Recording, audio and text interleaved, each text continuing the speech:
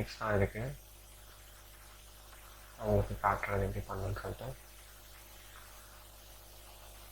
இப்போது normal phishing side எப்போவுமே வந்து HTTPயில் தான் வந்து ஸ்டார்ட் ஆகும். ஓகேவா? So HTTP and HTTPS difference இருக்குது.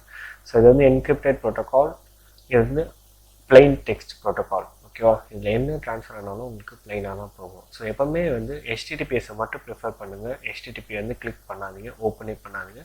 இப்போ யாருமே வந்து HTTP யூஸ் பண்ணது கிடையாது.